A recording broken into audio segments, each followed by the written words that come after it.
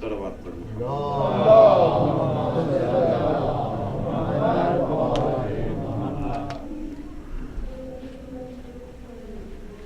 سورہ فاتحہ مومنین و مومنات کے لیے سید علامہ سید ذکی سویج قدس سرہ ان کی روح کے لیے اور منتظمین اور وہ افراد جنہوں نے اس مجلس کے منعقد کرنے میں تعاون کیا ان کے مرحومین اور ہم سب کے حاضرین کے جتنے مرحومین ہیں اس حاضری کا عبادت کا ثواب ان کی ارواح کو ہدیہ کرنے کے سورہ فاتحہ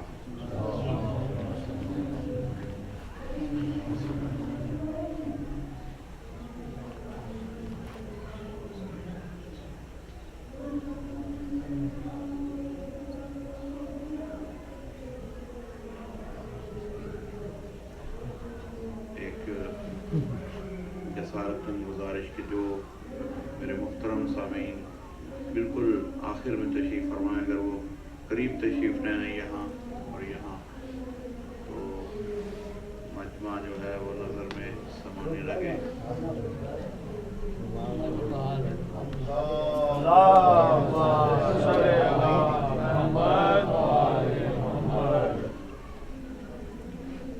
قبولیت مجلس کے لیے دعائیں تاجر ظہور سمجھ کے بآواز بلند صلوات۔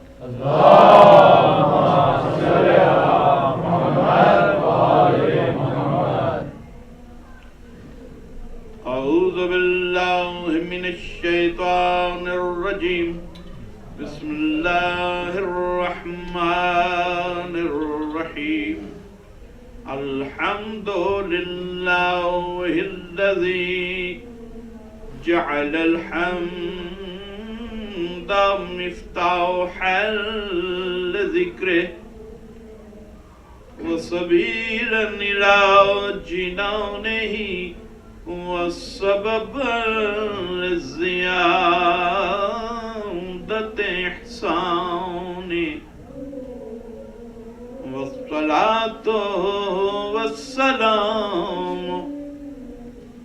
والتحیۃ والاکرام علی سید اصل ما فی الوجود، سر اللہ فی کل موجود، نقطۃ دائرۃ الوجود، صاحب لواء الحمد والمقام المحمود، مولانا ومولا الثقلین جد الحسن والحسین ابی القاسم محمد،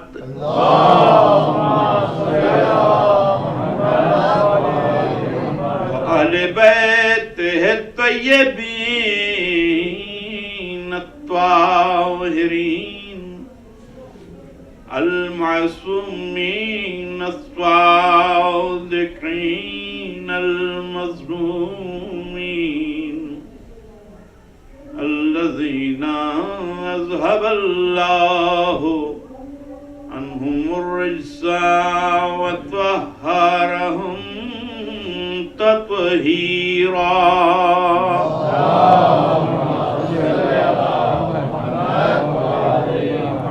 ولعنة الدائمة على أعدائهم أجمعين من يوم عداوتهم إلى يوم الدين، أما بعد فقد قال الله تبارك وتعالى في محكم كتابه المبين، بسم الله الرحمن الرحيم، وما كان لنفس أن تؤمن إلا بإذن الله، يجعل الرجس على الذين لا يعقلون.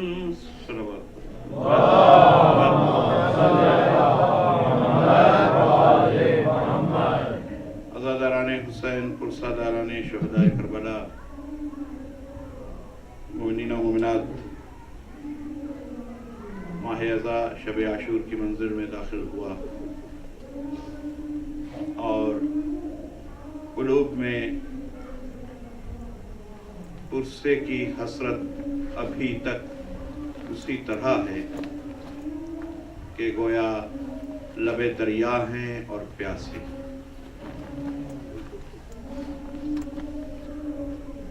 محبت حسین اللہ نے قلوب میں گھول دی ہے، اور وہ خمیر جو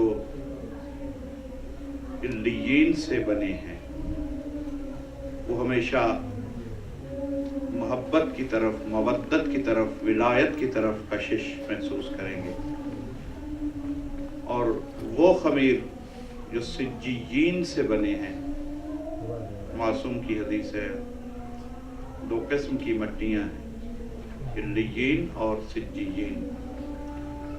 وہ خمیر، وہ ابدان، وہ نفوس جو سجیین سے بنے ہیں، انہیں کتنا ہی پیغام حق پہنچا لیا جائے، نہ ان پہ آیتیں اثر کرتی ہیں، نہ فضائل و مصائب آل محمد ان پہ اثر کرتے ہیں، اس لیے کہ ان کا مرکز کشش جہالت اور باطل ہے.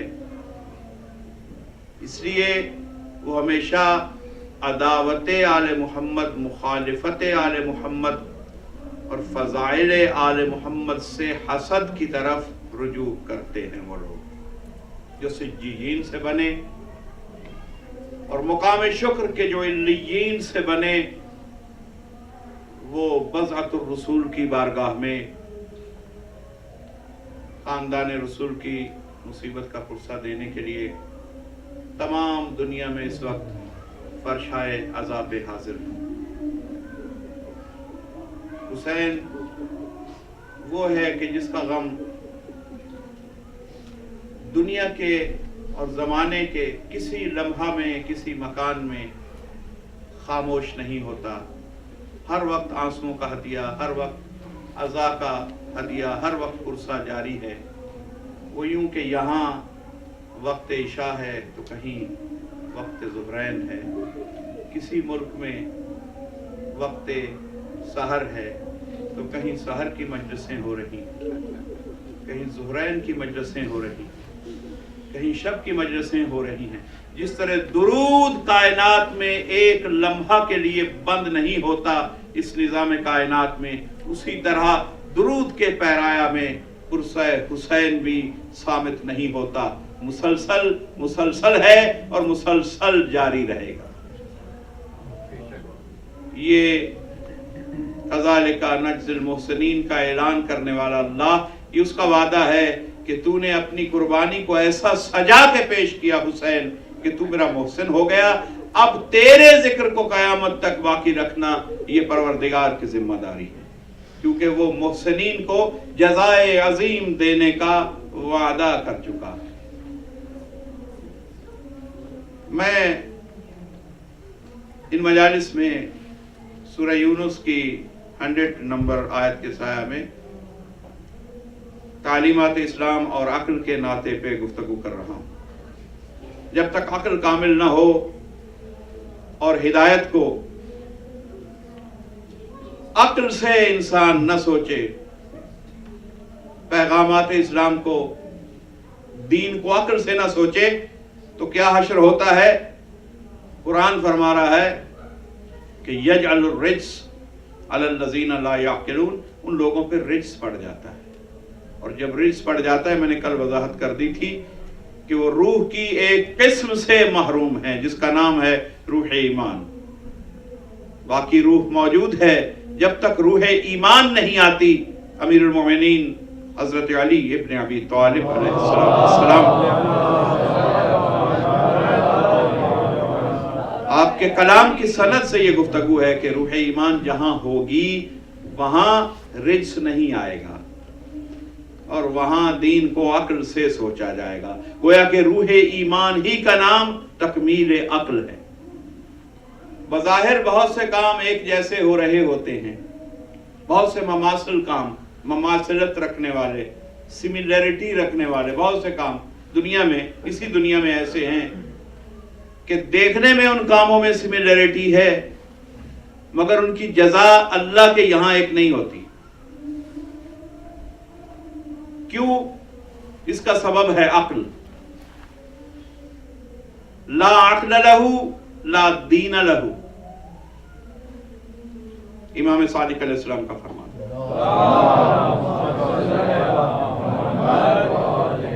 جس کی عقل نہیں ہے، کامل نہیں ہے، اس کا دین نہیں ہے.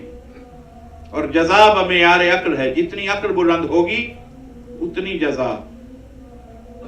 اب اگر کوئی دعویٰ کرتا ہے کہ میں صاحب عقل ہوں تو پھر اپنی ذمہ داری بھی محسوس کرے، کیونکہ عقل والے سے سوال بھی معیار عقل کے مطابق کیا جائے گا.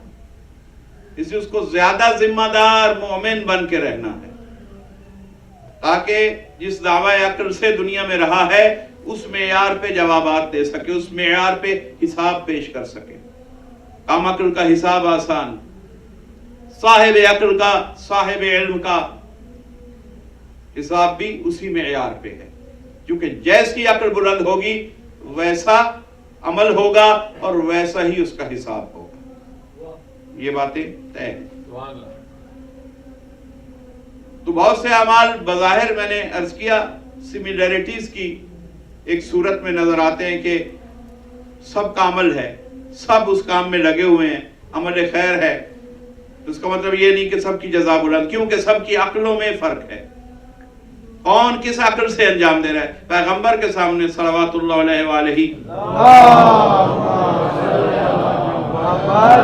صحابہ کرام تشریف لائے. انہوں نے کہا کہ ایک مومن کسی شخص کا ذکر کیا کہ ہم اسے بہت مومن سمجھتے ہیں. کیوں؟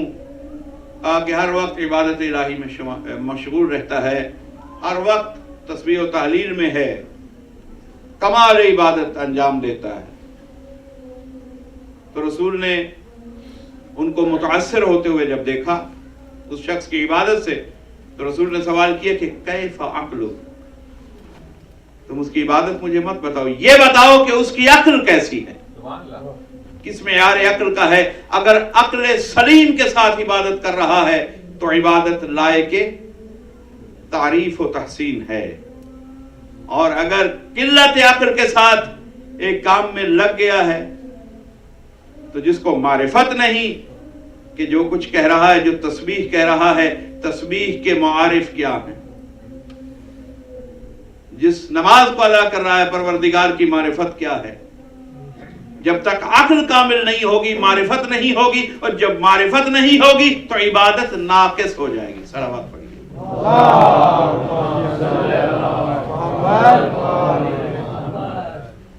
پانچویں امام کا واقعہ امام محمد باقر علیہ السلام،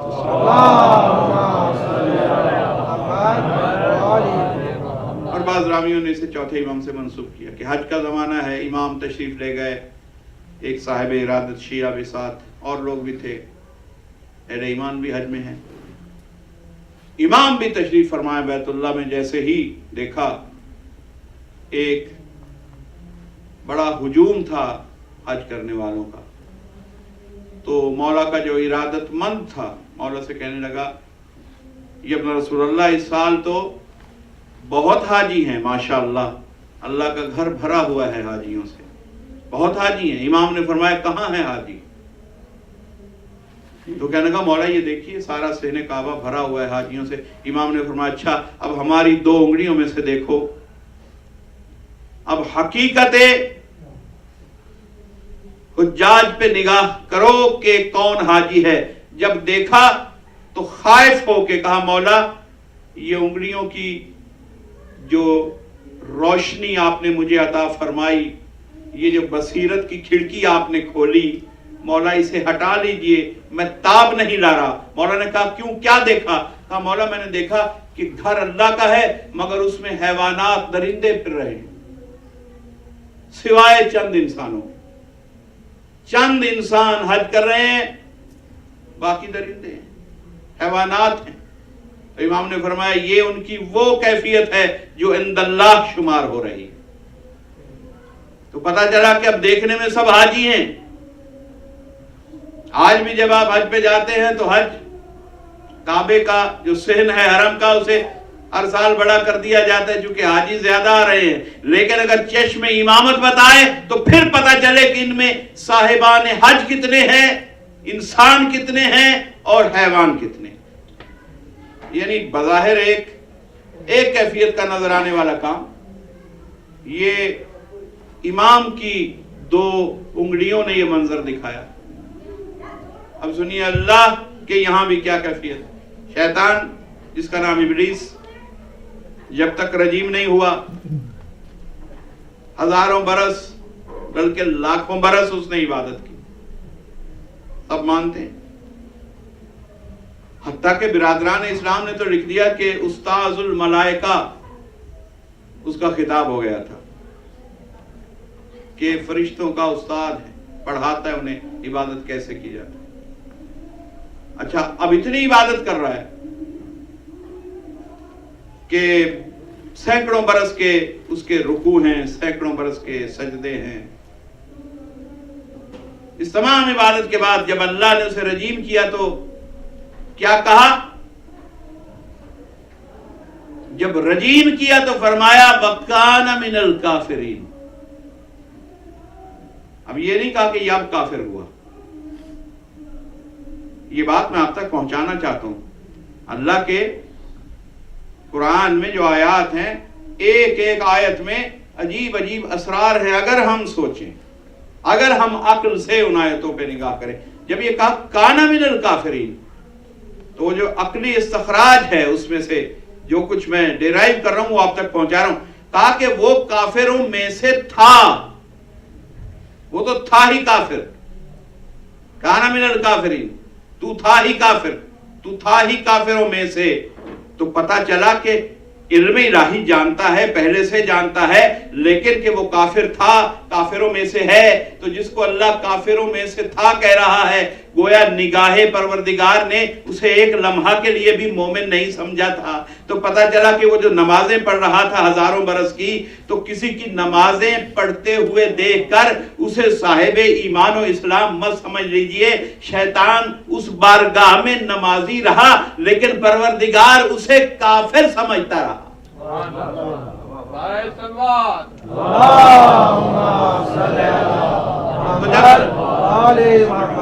جب کفر اس نے ظاہر کیا تو اللہ نے بھی اعلان کیا کہ یہ آج کافر نہیں ہوا، یہ کافروں میں سے تھا. تو جو کچھ کر رہا تھا کافر تھا مگر عبادت کر رہا تھا، کافر تھا مگر نمازیں پڑھ رہا تھا. تو آج بھی عالم اسلام میں یہ دعویٰ رکھنے والے کہ ہم بہت نمازیں پڑھ رہے ہیں، ماتھوں پہ محرابیں ہیں، لمبی لمبی داڑیاں ہیں، ہاتھوں میں تسبیحیں ہیں. تو کیفیت کیا تھی؟ جناب مالک اشتر سفین میں جب امیر المومنین کہہ رہے تھے کہ نیزوں پہ قرآن اٹھے ہیں تو اس سے متاثر ہونے کی ضرورت نہیں، امام وقت کا ساتھ دو. تو بہت سا جو لشکر تھا وہ اس سے ایسا متاثر ہوا کہ امام وقت کی تعمیل ارشاد سے منہ کو موڑا. تو جناب مالک اشتر اس وقت یہی کہتے ہیں، آپ کا خطبہ پڑھیے، کہ میں حیران ہوں، میں تمہارے ماتھوں کی محرابیں دیکھوں، تمہاری لمبی لمبی نمازیں دیکھوں، تمہاری داڑیاں دیکھوں، تمہارے گلے میں حمائل قرآن دیکھوں، یا یہ دیکھوں کہ تم حجت عصر کے امر کی مخالفت کر رہے ہو. تو جو اپنے زمانے کے امام کا دشمن ہو جائے، نہ اس کی محرابیں اس کے کام آئیں گی، نہ اس کی نمازیں اس کے کام آئیں گی، نہ اس کا مصلی اس کے کام آئے گا. یہ ایک مثال نہیں، عالم نور کی مثال میں نے شیطان کی مثال بیان کر کے پیش کر دی، اور عالم ارض میں میں نے وہ مثال بھی پیش کی جو امام نے کعبہ میں پیش کی کہ یہ حاجی نہیں ہیں، یہ حیوان ہیں، یہ درندے ہیں، یہ جانور ہیں. جو جس ارادے سے آیا ہے، جو جس نیت سے آیا ہے، جو ولایت کا منکر ہے، جو حق کے ولایت محمد و آل محمد کا انکار کر رہا ہے، چاہے وہ حج کر رہا ہے، چاہے لبادہ حجاج میں ہے، چاہے وہ حالت نماز میں ہے، آپ اس کی عبادت کو بارگاہ حق میں مقبول نہیں کہتے. کیوں؟ اس لیے کہ ولایت 12 ائمہ کا مانگا ہوا حق نہیں ہے. یہ نہیں کہ علی سے لے کر مہدی تک ان ہستیوں نے چاہا کہ ہمیں امام کہا جائے. نہیں، یہ ان کی ولایت کو ماننا بھی اللہ کا مانگا ہوا حق ہے. تو جو اللہ کے امر کو رد کر رہا ہے، چاہے پہلی منزل پہ رد کرے، چاہے آخری منزل پہ رد کر دے، چاہے توحید کی منزل پہ چھوڑ دے، چاہے نبوت کی منزل پہ چھوڑ دے، چاہے امامت کی منزل پہ چھوڑ دے، وہ اس کی نگاہ میں ایک جیسا شیطان ہے. اس لیے اس کی جزا نہیں. تو ایک جیسا کام دیکھ کر ہمیں کبھی یہ متاثر نہیں ہونا چاہیے کہ جزا میں بھی شاید یہ ایک جیسے ہوں.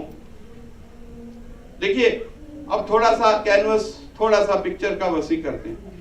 تمام مذاہب میں بہت سی چیزیں ملتی ہیں، اسلام میں اور دوسرے ادیان میں. دیکھیں، جھوٹ بولنا ہر مذہب میں برا سمجھا جاتا ہے اور سچ بولنا ہر مذہب میں اچھا سمجھا جاتا ہے. تھوڑا تھوڑا اگر آپ مجھے اپنی سماعت کا جواب عنایت کرتے رہیں گے تو میرے کہنے کی گویائی میں اضافہ ہوگا.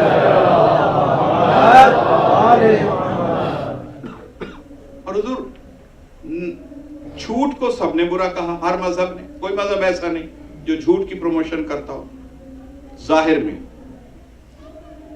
اور کوئی، جتنے مذہب ہیں سب نے یہی اصول پاس کیا کہ سچ بولنا چاہیے. سچ کی حمایت سب کے پاس. تمام مذاہب میں غریب کی مدد کرنا اچھا کام سمجھا جاتا ہے. غریب کو رسوا کرنا تمام انسانیت میں برا سمجھا جاتا ہے، صرف اسلام میں نہیں. ظالم کو برا کہنا ہر مذہب میں اچھا سمجھا جاتا ہے کہ ظالم کو برا کہیے. اور مظلوم کی نصرت کو آنا، اس کی مدد کرنا، یہ ہر مذہب کی تعلیم ہے. بلکہ جو مذہب سے آزاد ہیں وہ بھی یہ چاہتے ہیں کہ مظلوم کا ساتھ دیا جائے. سلوگن تو یہی ہے. اب سلوگن اور عمل نہ ملے تو اسی کا نام منافقت ہے. بات حقوق کی جائے، انسانی حقوق کی، مگر عمل میں کسی کو انسان سمجھا جائے، کسی کو انسان ہی نہ سمجھا جائے، تو یہی منافقت آتی ہے. دیکھیے، چیریٹی ہر مذہب میں اس کو اچھا سمجھا جاتا ہے، اسلام میں بھی، غیر اسلام میں بھی. لیکن جو جزا ان تمام اچھے کاموں کی ہے، جھوٹ نہ بولنے کی، سچ بولنے کی، ظالم سے نفرت کی، چیریٹی کی، غریب کی مدد کی، یتیم کی مدد کی، نادار کی مدد کی، جو چیریٹی کے حوالے سے یا کسی بھی حوالے سے جو اچھائیاں ہیں، ان سب کی جزا اسلام میں ہے، غیر اسلام میں نہیں ہے. یہاں سوال ہوتا ہے کہ بھئی جب یہ اتنی چیریٹی غیر اسلامی طبقوں میں ہوتی ہے اور مسلمانوں سے زیادہ یہ لوگ کرتے ہیں، تو پھر کیا یہ جنت میں جائیں گے؟ نہیں، جنت اللہ نے صرف مومنین کے لیے بنائی ہے. یہ ہے کہ اللہ کا عدل یہ کرتا ہے کہ ان کے اچھے کاموں کی جزا اسی دنیا میں کسی نہ کسی صورت میں انہیں عطا کر دیتا ہے، تاکہ معاشر میں ان کا کوئی حق نہ رہے جنت پہ. ان کو فراوانی رزق، ان کو فراوانی نعمت، یہ جو ہے ان کا رائٹ نہیں تھا اللہ پہ، کیونکہ اللہ کا تو وہ انکار کر رہے ہیں. تو وہ جو نعمتوں سے نوازتا چلا جاتا ہے دنیا میں دشمن کو بھی، تو وہ دشمنوں سے، منکروں سے جو کچھ اچھے کام ہوتے ہیں ان کی جزا ان کا حق نہیں ہوتا، لیکن ان کے اچھے کاموں کا بدلہ سمجھ کے اللہ ان کو عطا کرتا رہتا ہے، تاکہ جب وہ قیامت میں جائیں تو یہ نہ کہہ سکے کہ ہمیں بھی اچھے کاموں کی جزا جنت کی صورت میں چاہیے. اللہ یہ اعلان کرتا ہے کہ جنت مومنین کے لیے ہے، جو کافر ہے اس پہ حرام ہے میری جنت. کیوں؟ کہ اس کا عقیدہ درست نہیں. تمام دنیا کے لوگ اچھے کام کرتے ہیں اپنے معاشرے کو خوش کرنے کے لیے، اپنے نفس کو راضی کرنے کے لیے، سیلف سیٹسفیکشن. لیکن اسلام میں تصور دیا گیا کہ ہر اچھا کام کرو مالک کو راضی کرنے کے لیے. تم جس کی مخلوق ہو، جس نے تمہیں بنایا ہے مطمع نظر اسے رکھو. اگر اس کو سامنے رکھ کے اچھے کام کرتے چلو جاؤ گے, خود بخود معاشرہ بھی راضی رہے گا, نفس بھی راضی رہے گا, اور سب سے بڑی بات کہ پروردگار کی رضا ملتی رہے گی.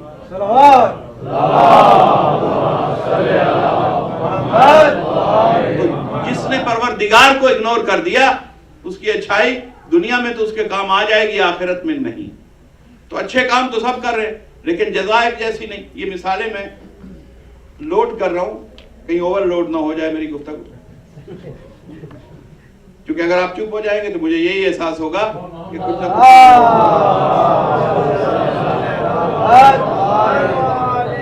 تو ہر چیز کا رشتہ عقل سے ہے. جس نے عقل سے یہ اچھے کام کیے, عقل کا ایک ہی مطالبہ ہے, ایک ہی ڈیفینیشن ہے جو کئی مجالس میں حدیث کی صورت میں بیان کر چکا کہ عقل صرف وہی ہے جو پروردگار کی معرفت کرے اور انسان کو جنت تک پہنچا دے.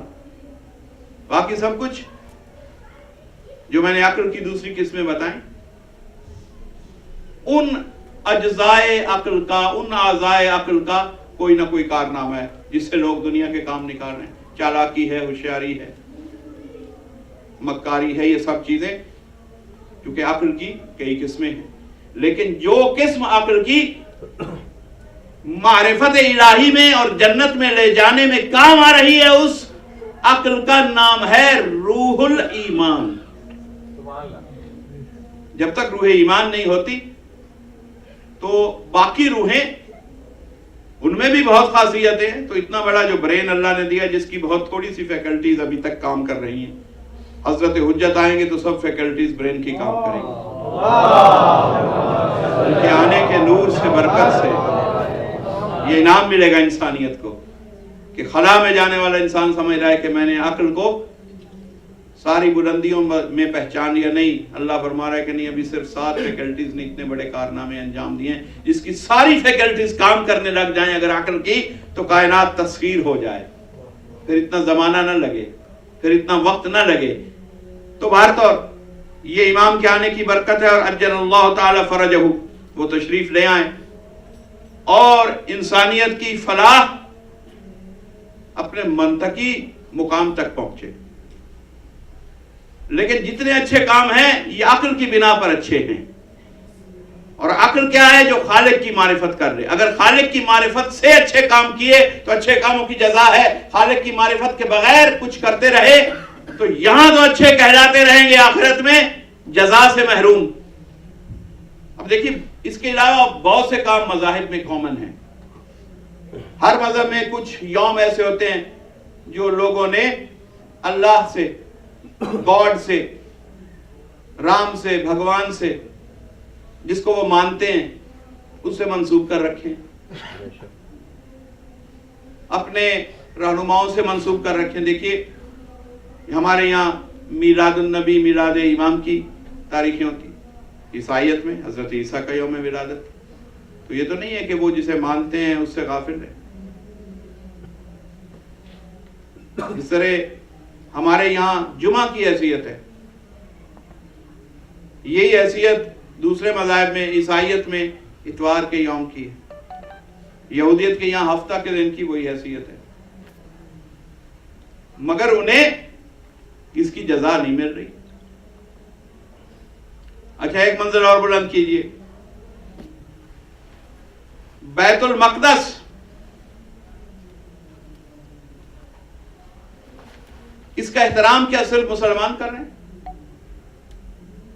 نہیں, یہودیت بھی اس کا احترام کرتی ہے, عیسائیت بھی احترام کرتی ہے کہ جناب عیسیٰ علیہ السلام کا جائے ولادت ہے, وہ بھی احترام کرتے ہیں, انہیں بھی عقیدت ہے. عیسائیت کو عقیدت ہے, یہودیت کو عقیدت ہے, مسلمان کو عقیدت ہے کہ اس کے لیے قبلہ اول رہا ہے.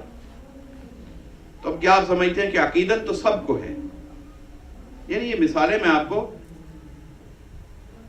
اس انالیسس کے لیے, ہیلپ کے لیے پیش کر رہا ہوں کہ آپ زندگی میں اہل ایمان ہوتے ہوئے صرف کسی کے عمل سے دھوکہ نہ کھائیں.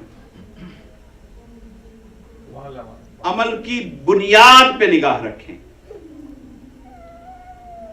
بھئی عقیدت تو ایک ہی گھر ہے، سب عقیدت کر رہے ہیں، لیکن کیا انہیں اس کی جزا مل رہی ہے؟ نہیں. کیوں؟ اسی کی عیسائیت نے اس گھر کو تو محترم سمجھا، لیکن جس نے وہ گھر بنایا، جو اللہ ہے، جو معبود ہے، اس کے احکام کو بھلا دیا. یہودیت جناب موسیٰ علیہ السلام پہ رک گئی، آنے والی حجتوں کی منکر ہو گئی.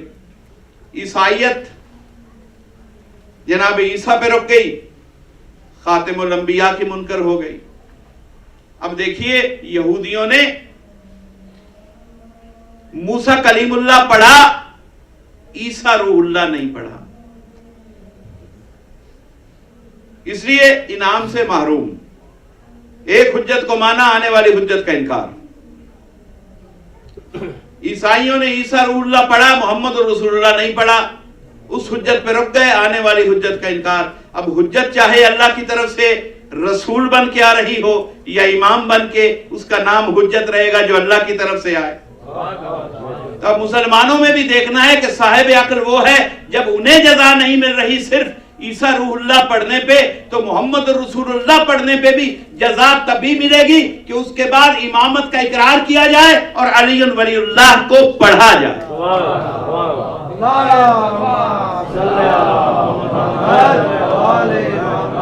جو بھی پچھلی حجت کے بعد اگلی آنے والی حجتوں کے نظام کو عقل سے سمجھ نہ سکے کہ اب کیا ضرورت رہ گئی حجت کی. بھئی یہودی کیا کہتے ہیں؟ نہیں اب تو کوئی ضرورت نہیں رہی، اس لیے اگلے رسولوں کو نہیں مانا.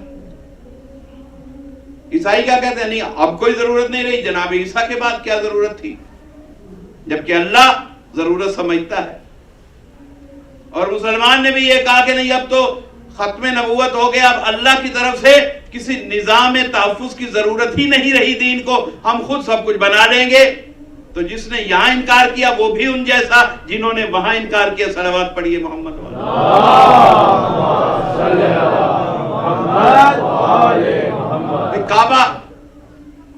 کعبہ سے عقیدت ہے مسلمانوں کو. آپ کیا سمجھتے ہیں کہ یہ صرف مسلمانوں کو عقیدت ہے؟ حضور کے اعلان رسالت سے پہلے جو مشرک تھے وہ بھی کعبہ سے اسی طرح عقیدت رکھتے تھے، طواف بھی کرتے تھے، بوسہ بھی لیتے تھے حجر اسود کا، اور صفا و مروہ کے مابین صحیح بھی کرتے تھے. لیکن کیا انہیں اس عقیدت کا جو کعبہ سے عقیدت ہے، مشرکوں کو اس کی جزا مل گئی؟ کیوں نہیں ملی؟ اس لیے کہ انہوں نے اس عقیدت کو بربنائے عقل تول کے نہیں دیکھا. عقیدت رکھی، عقل کو رخصت کر دیا. تو اسلام عقیدت بغیر عقل کو تسلیم نہیں کرتا. اسلام چاہتا ہے کہ عقیدت کے ساتھ عقل کو حاضر رکھا جائے کہ کیوں عقیدت ہے اور عقیدت کے تقاضے کیا ہیں. وہ عقل بتائے گی تقاضے کیا ہیں. پروردگار نے اسی لیے جب یہ نظام بنایا، کعبہ بنایا، تو یہ بھی چاہا کہ مقصد پروردگار کو بھی سمجھا جائے کہ وہ اس طواف سے کیا چاہتا ہے، لیسن کیا ہے طواف کا. جو حاجی طواف کرایا آ کے بھی اپنی سوچوں کا محور مادے کو رکھا، خواہشات کو رکھا. اس نے کیا طواف کیا؟ طواف کا مفہوم ہے کہ جس طرح میں گھوم رہا ہوں میری حیات کا محور اللہ، حیات کا محور پروردگار ہو گیا. آج کے بعد اب کوئی فیصلہ ایسا نہیں کروں گا جو اس کی رضا سے ہٹ کے ہو. تو جب طواف کیا تو ایک لیسن، یہ ہر چیز میں فلسفہ ہے. اور کبھی میں موقع ملا پڑھوں گا کہ رکوع میں مکتب آل محمد نے جو سمجھایا بتایا، رکوع میں بھی کوئی فلسفہ ہے، سجدہ میں بھی کوئی فلسفہ ہے، قیام میں بھی کوئی فلسفہ ہے. عبادات کے جو اطوار ہیں ان میں کچھ فلسفی ہے. اللہ کچھ نہ کچھ اس طریقے سے آپ کے نفس میں میسج ٹرانسفر کرنا چاہتا ہے. یہ ایسے نہیں ہے کہ جائیں اور ایک مکان کا چکر لگا کے آ جائیں کہ جی حج ہو گیا. نہیں، جب تک اس روح طواف کو نہیں سمجھا تو طواف سے کچھ حاصل نہیں ہوتا. تو کافروں نے بھی کعبہ کی عقیدت تو ظاہر کر دی، مگر حکم الہی کو سمجھا ہی نہیں. کیا کرتے تھے؟ بیت پاک تھا، اس بیت کو ناپاک بتوں سے بھر دیا. بیت پاک تھا، اسے ناپاک بتوں سے بھرتے رہے. بھئی نہیں بت تھا، تمام قبیلوں کا ایک ایک بت تھا. نہیں تھا تو قبیلہ بنی ہاشم کا کوئی ایک بت نہیں تھا. تاریخیں لکھتی، تمام مورخین تسلیم کرتے ہیں کہ بنی ہاشم کا ایک بت بھی کعبے میں نہیں تھا، باقی ہر قبیلے کا تھا. مگر بدوؤں کا مزاج ایسا تھا کہ بنی ہاشم میں ہادی بیٹھے تھے. سید الانبیاء تو بعد میں آئے، لیکن پچھلا سلسلہ بھی ہادیوں سے خالی نہیں تھا. کیا جناب عبد المطلب کسی ولی یا وصی رسول سے کم تھے؟ آپ نے ان کے معجزات کو انسانیت نے نگاہ سے، غور سے، عقل سے دیکھا ہی نہیں کہ جب ابرہہ آیا تو لشکر ابرہہ کا تباہ ہونا معجزہ ہے جناب عبد المطلب کا.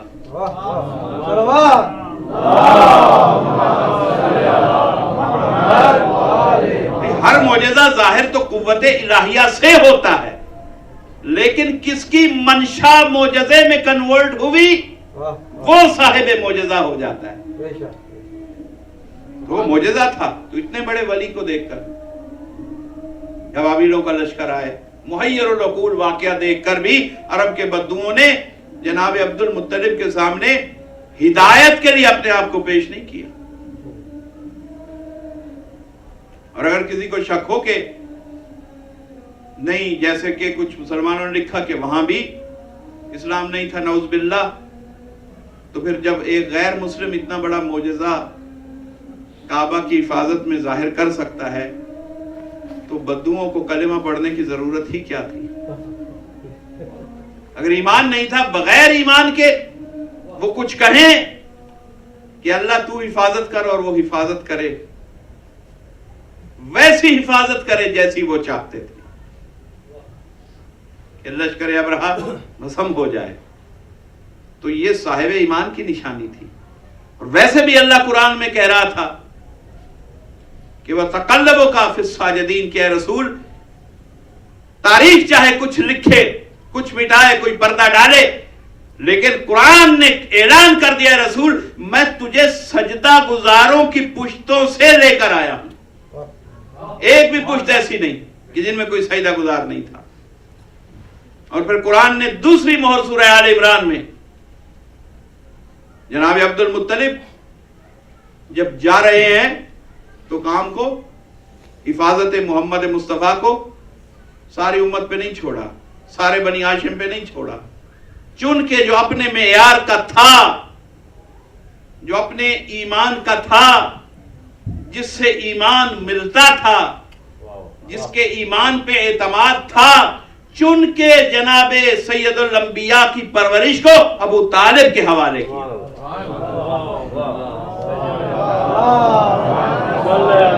قانون ہے کہ ولی ہو کوئی تو اپنے حقوق ولی ہی کو ٹرانسفر کرتا ہے.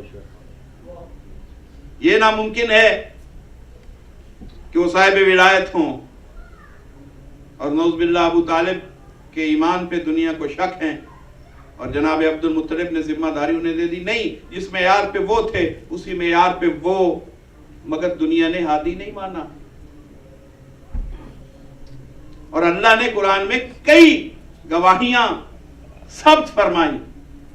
یہ بچوں کی نقل و حرکت پہ ہر مومن کو اتنی نگاہ رکھنے کی ضرورت نہیں. آنے جانے دیجیے، آپ مجلس سنیے، متوجہ رہیے، صلوات پڑھیے.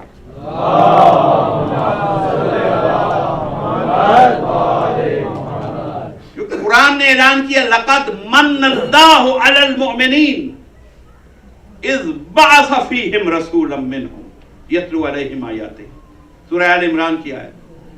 اور یہ میں آیت میں نے سنا دی اور مجھے لگتا ہے کہ کنیکشن ٹوٹ رہا ہے، چونکہ اٹینشنز ڈائیورٹ ہوتی رہی ہیں. اللہ نے تو دستاویز قائم کی، ثبوت کی کہ یہ کافر گھرانے میں رسول نہیں آ رہا، سجدہ گزاروں میں آ رہا. اور پھر یہ آیت لقد من اللہ علی المؤمنین اذ بعث فیہم رسولا منہم. اللہ فرما رہا ہے کہ اللہ نے کچھ مومنین پہ احسان کیا کہ اس نے ان میں سے ایک کو چن کے رسول بنا دیا. تو اس آیت کے مطابق ایک گروہ مومنین کا ہونا لازم و واجب ہو گیا. لقد من اللہ علی المؤمنین یہ نہیں کہ رسول آیا تو وہ مومن ہوئے, نہیں, وہ اس رسول کے آنے سے پہلے کچھ مومن ہیں جن میں رسول آیا. لقد من اللہ علی المؤمنین اذ بعث فیہم, ان میں رسول بھیجا. اذ بعث فیہم رسولا منہم من انفسہم, یہ بھی نہیں کہ اس شہر میں سے, نہیں, من انفسہم کہ ان کے نفوس میں سے, ان کے خون میں سے ایک رسول بھیجا. صلوات پڑھیے.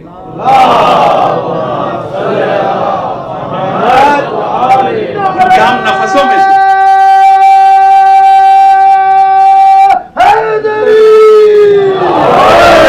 مقام تعجب ہے کہ اتنی آیتوں کو امت نے فراموش کیا, ایک کنارے رکھ دیا اور مورخ کی گفتگو کو اپنا مذہب بنا کے اس کا پرچار کر دیا.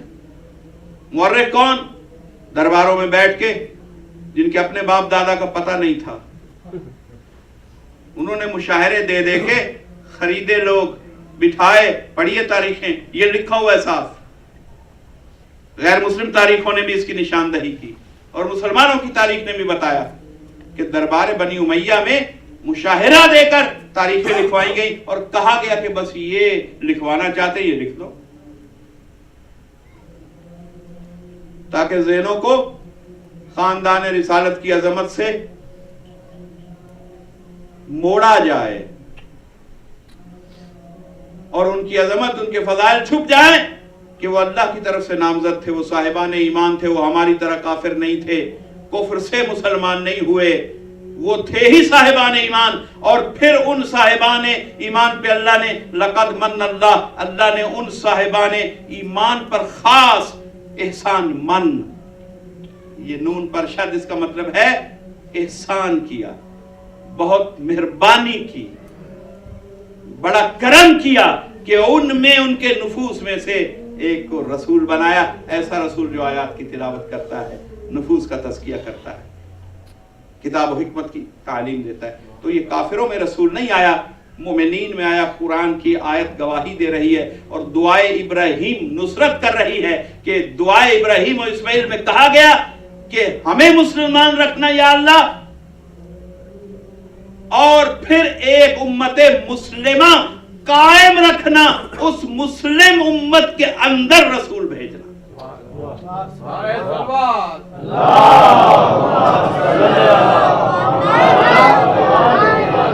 قرآن میں کوئی تنہا آیت نہیں ہے اس موضوع پہ. آپ جس طرف سے آئیں, آیتوں کا سلسلہ ہے جو یہ گواہی دے رہا ہے کہ خبردار, جن جھولیوں میں میرا رسول پلے گا, جن گھروں میں میرا رسول آئے گا, کبھی انہیں کافر نہ کہنا. اب تم جنہیں کافر کہو اس کا مطلب یہ نہیں کہ وہ کافر ہو گئے. جیسے تم نے حج کیا تو وہ حج ہو نہیں گیا, امام نے دکھا دیا کہ کیا حالت ہے. اسی طرح تم کہو ہم مسلمان ہیں, اللہ کی نگاہ میں کیا ہے, حجت کی نگاہ میں کیا ہے, پھر پتہ چلے گا, میدان معاشر آئے گا, برزخ آئے گا, پتہ چل جائے گا کہ آپ نمازی تھے یا کان من الکافرین تھے. صلوات پڑھیے.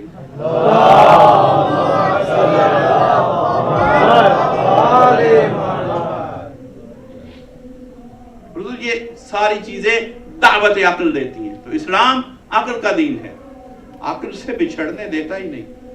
جو عقل سے بچھڑا وہیں رجس آ گیا. اب لوگوں نے صرف عقیدت, کعبہ سے عقیدت کافر کو, مگر اس کے کام نہیں آ رہی. بیت المقدس سے کئی مذاہب کو عقیدت, ان کے کام نہیں آ رہا. کیوں؟ کیونکہ عقل سے سوچا نہیں کہ اللہ نے عقل کی ذمہ داری کیا لگائی ہے.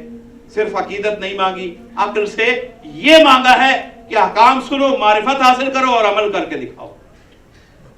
کتنے مذاہب میں ایسے لوگ ہیں, کئی صوفیاء بھی گزرے, بلکہ کچھ امام کچھ مذاہب کے, امام صادق علیہ السلام کے زمانے میں میں کہوں گا نہیں، لیکن رسول اپنے زمانے میں نام دے گئے کہ میرے چھٹے بیٹے کا نام صادق، اس کا نام جعفر ہوگا، اس کا لقب صادق رکھنا جانتے تھے۔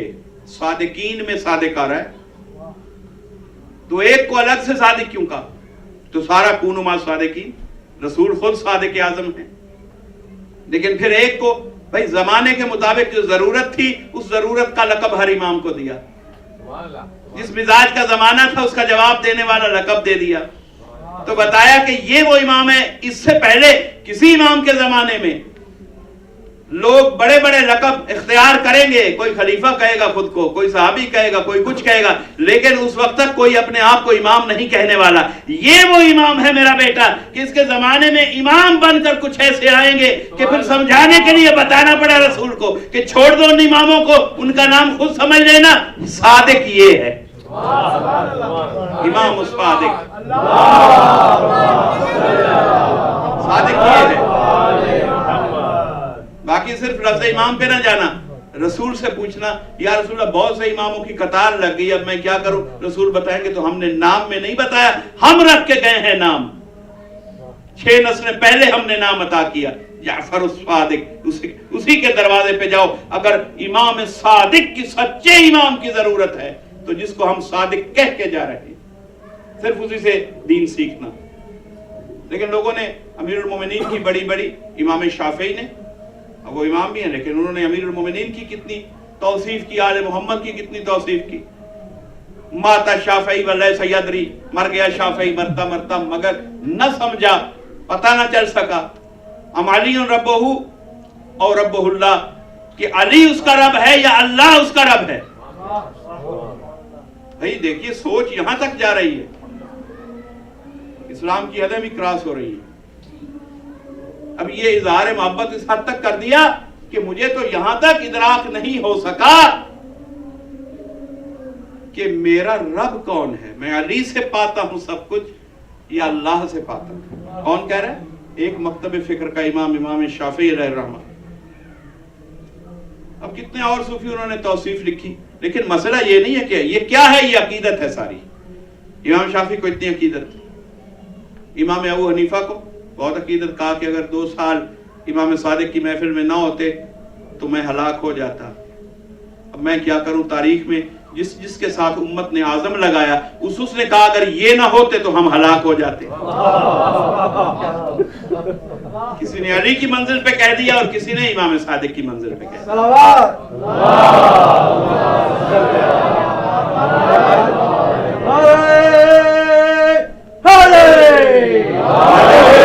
اس مذہب کا میدہ کیسا ہے، جن کے اعظم ان کے بغیر ہلاک ہوتے، ان کے چھوٹے چھوٹے حشرات الارض بغیر ان کے کیسے بچ سکتے ہیں؟ صلوات پڑھیے محمد والے۔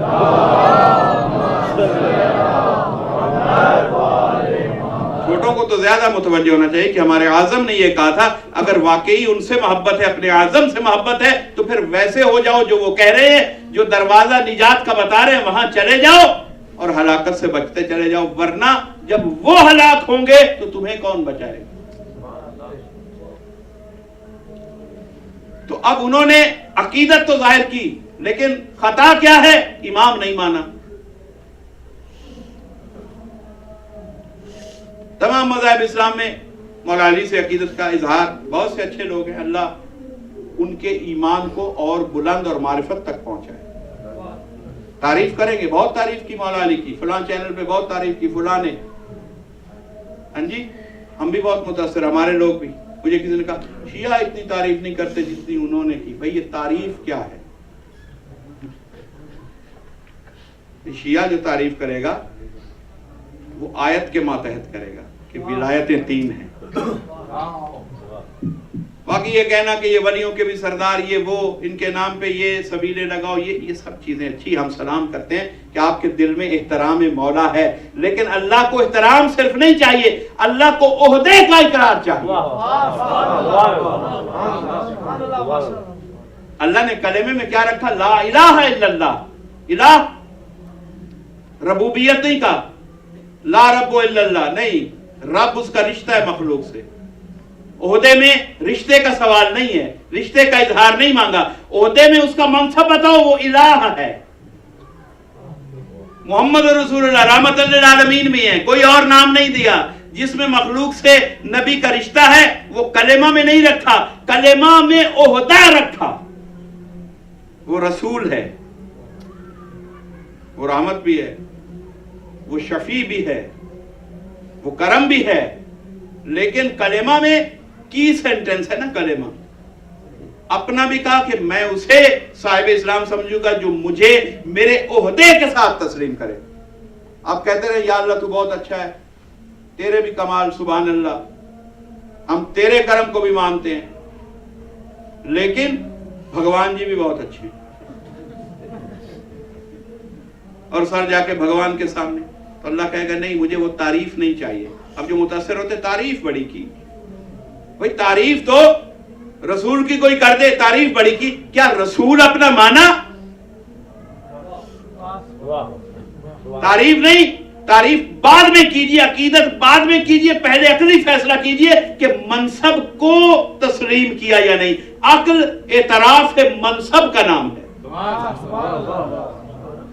अकीदत अक्ल के बाद हो तो अच्छी लगती है, अक्ल से पहले हो तो बेअक्ल अकीदत है, अक्ल के बाद शुरू हो तो बाअक्ल अकीदत है। अब जो तारीफ करेगा मौला अली की, रसूल अल्लाह की, रसूल को रसूल मानने के बाद रसूल की तारीफ करे तो उसकी तारीफ लायके कबूलियत हो गई, लायके सलाम हो गई। जो अली को अलीयुल वलीउल्लाह कहने के बाद, अपना पहला इमाम मानने के बाद अली की तारीफ करे, उसकी तारीफ लायके तहसीन हो गई, लायके कबूलियत हो गई। जिसने तारीफ के तो कलाबे बांध दी, यहां तक कह दिया कि अल्लाह उसका रब है या अली उसका रब है, लेकिन अली को अपना इमाम नहीं माना, उसने अकीदत तो जाहिर कर दी, अक्ल से दुश्मनी कर दी।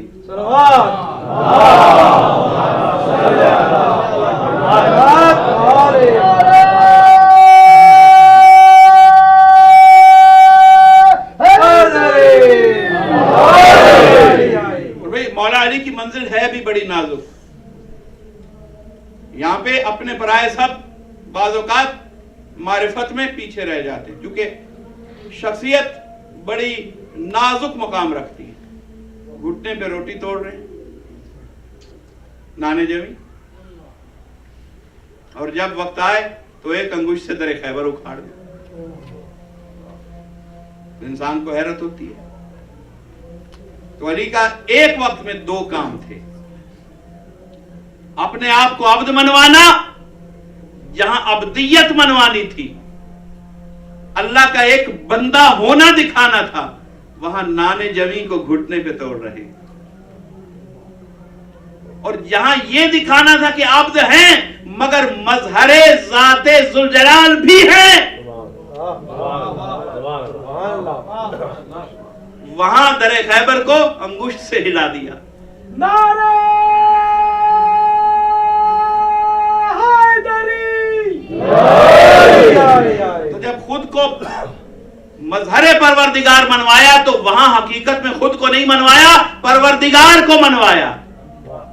तो मेरा मौला खुद को भी मनवा रहा है, अल्लाह को भी मनवा रहा है। और जहां मजहर बन के सामने आते हैं, वहां जो अक्ल से काम नहीं लेते उन्हें हैरत होती है। इतना साहिब एजाज सूरज को वापस डूबते हुए को बुला लिया, ठोकर से मुर्दे को जगा दिया, 70 बार मारा, जिंदा कर दिया, अब्र को बुलाया, सवारी बना लिया, बादल पे सवारी की, सलमान को भी करवाई, अबूजर को भी करवाई, समा की सैर करवाई।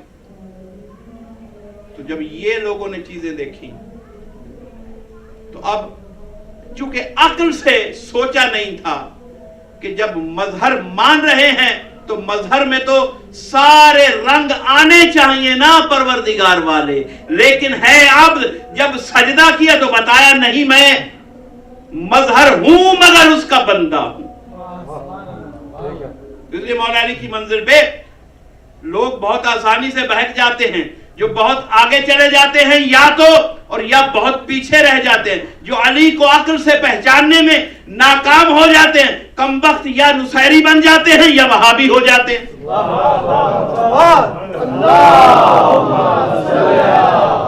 अल्लाह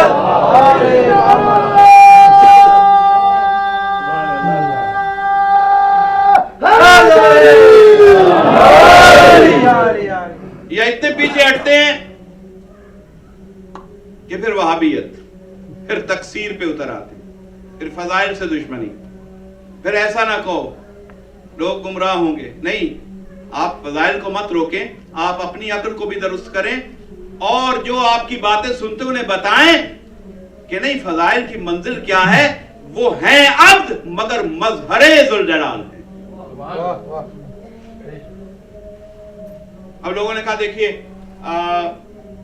इस दौर में अपनों की तरफ से भी एतराज, हदीस किसा पे एतराज हो गया, ज़ियारात पे, हालांकि ये असल है, ज़ियारात असल है, ज़ियारत आशूरा कल का दिन है और इन तमाम शबों में रिकमेंडेड, मगर कल जरूर पढ़िए, कम से कम 2 रकात नमाज के साथ, और बेहतर है कि 6 रकात पढ़ी जाएं, शुरू में, दरमियान में आकर, सुन्नत है मासूमीन। ये असल है मजहब शिया की। असल क्या है? जिसे या आइम्मा ने खुद अपने हाथों से पहुंचाया या किसी ने सुना और फिर आइम्मा से तस्दीक करवाई। 400 उसूल है मजहब शिया के, 400 वो किताबें हैं